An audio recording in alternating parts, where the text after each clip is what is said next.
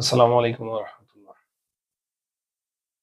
কোরআন মাজিদে বর্ণিত হয়েছে, আতিউল্লাহ ওয়া আতিউর রাসূল। আল্লাহর আনুগত্য করো এবং রাসূলের আনুগত্য করো। রাসূলের আনুগত্য আমরা কিভাবে করব? কখন রাসূলের আনুগত্য নষ্ট হয়ে যায়? চলুন আমরা শুনি, তারপরে কথা বলবো। একটা ভিডিও দেখি।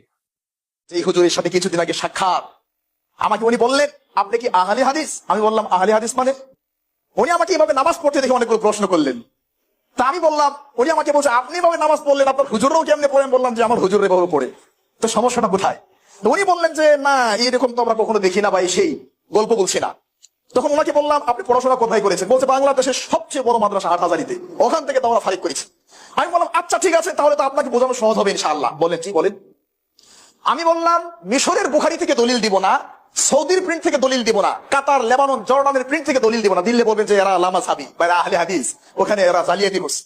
আমি এমন একটা সহিহ বুখারী থেকে দলিল দিব যে সহিহ বুখারী এই দেশের মাটিতে লক্ষ লক্ষ ছাত্র পড়ে, হাজার হাজার টিচার পড়ায়। মানবেন? বলছে মানবো না কেন বলেন। বললাম সহিহ বুখারী আপনাদের দেওবন্দের প্রিন্ট, মূল ভলিউম 100 নম্বর পৃষ্ঠা, 21 নম্বর লাইন, 76 নম্বর অধ্যায়, 716 নম্বর হাদিস খুলেন। বাবু ইলজাতিল মানকিব বিল মানকিব ওয়াল কদম বিল কদম ফিস সফি। আল্লাহর নবীর সুন্নাত, সালাতে যখন দাঁড়াবে কাঁধে কাঁধ, পায়ে পা লাগিয়ে দাঁড়াবে। যদি বলেন যে না এখানে স্পষ্ট কিছু আসে না, তাহলে আমি আপনাকে বলছি আরো স্পষ্ট হাদিস মুসনাদ আহমদে পাবেন, আবু দাউদে পাবেন, তিরমিজিতে পাবেন, নাসাইতে পাবেন। আল্লাহর নবী আল্লাহর কসম করে বলছেন, ফাওয়াল্লাযী নাফসু মুহাম্মদ বিয়াদিহি, আমি ওই আল্লাহর কসম করছি যে আল্লাহর হাতে মুহাম্মদের জীবন। শোনো, ইন্নী লা আরা শায়াতিনা তাদখুলু মিন খিলালি সফি, আমি নবী দেখতে পাচ্ছি তোমাদের কাতারের মাঝখানে শয়তান ঢুকছে। তোমরা কাতার কিন্তু বন্দি করে নামাজ পড়িও। হুজুর কিন্তু চুপ করে আছেন। আমার কাঁধে কাঁধ নিয়ে উনি প্রশ্ন করেছিলেন। আচ্ছা হুজুর 2 নম্বর প্রশ্ন করলেন, আপনি যে হাত আপ ডাউন করলেন, এটা আবার কেন করলেন? আমরা তো জানি এটা সাহাবীরা মূর্তি পূজা করতো, ইসলাম গ্রহণ করার পরে মূর্তি পূজার ভালোবাসা ছাড়তে পারে না, এই জন্য গোপনে গোপনে এটা করতো। নাউজুবিল্লাহ, আস্তাগফিরুল্লাহ। আশ্চর্য, এরকম চিন্তা অনেকের আছে। আমি বললাম সহিহ বুখারী থেকে আমি 5টা হাদিস দেখাবো আপনাকে। সহিহ বুখারী ভারতের প্রিন্ট, দেওবন্দের প্রিন্ট, মূল ভলিউম 102 নম্বর পৃষ্ঠা, 1 নম্বর লাইন, 83 নম্বর অধ্যায়, 726 থেকে 30, 5টা হাদিস। সহিহ বুখারীতে 5টা হাদিস আসছে। এরপরে গুরুত্বপূর্ণ আরেকটা তথ্য আপনাকে দেই, যারা আলেম তারা অথবা সাধারণ মানুষ দেখবেন, দেওবন্দের প্রিন্টটা খুলবেন, খোলার পরে 102 নম্বর পৃষ্ঠা খুলবেন, খুলে হাতের ডান সাইডে টিকা দেখবেন, টিকা। এই 5টা হাদিসকে উঠায় দিতে পারে নাই, হাত দিতে পারে নাই। ওই টিকার মধ্যে তারা, আমি বললাম 18 জন বড় বড় স্কলারের নাম লিখছে। সেখানে ইমাম বুখারী, তার উস্তাদ আহমদ বিন হাম্বল, ইমাম শাফি সহকারে অনেকে আছেন যারা রফুল এদানের পক্ষে। এরপরে তারাই তাদের বুখারীর টিকাতে লিখছে, আপনারা কষ্ট পাচ্ছেন, এগুলো কি বিতর্কিত হয়ে যাচ্ছে। রুবিয়ার রফউ নাইফ ও সালাসুম মিনাস সাহাবা, যে রফউল ইয়াদাইনের হাদিসটি আল্লাহর নবীর 30 জনের অধিক সাহাবী থেকে বর্ণিত হয়েছে।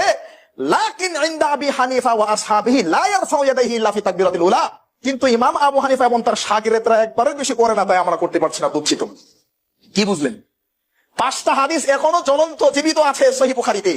5টা হাদিসের উপর কলম ধরে তারা বলছেন যে না এটা ঠিক আছে, কিন্তু আমাদের এখানে ইমাম আবু হানিফা রাহিমাহুল্লাহর মাযহাবে নেই, তাই আমরা এটা করতে পারছি না।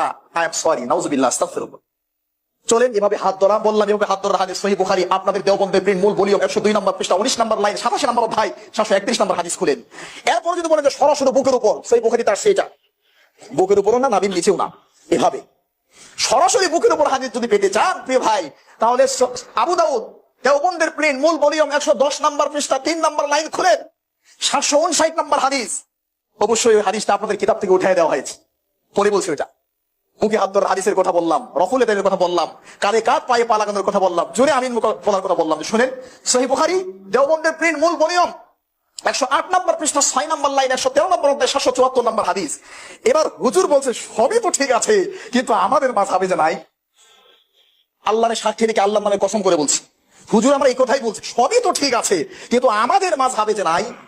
তাহলে আমি তখন সূরা নিসার 65 নম্বর আয়াত স্মরণ করলাম, যে ওই ব্যক্তি শুধু বললো আল্লাহ নবী আপনার ফুফাতো ভাই, তাতে কি আপনি তাকে অগ্রাধিকার দিলেন?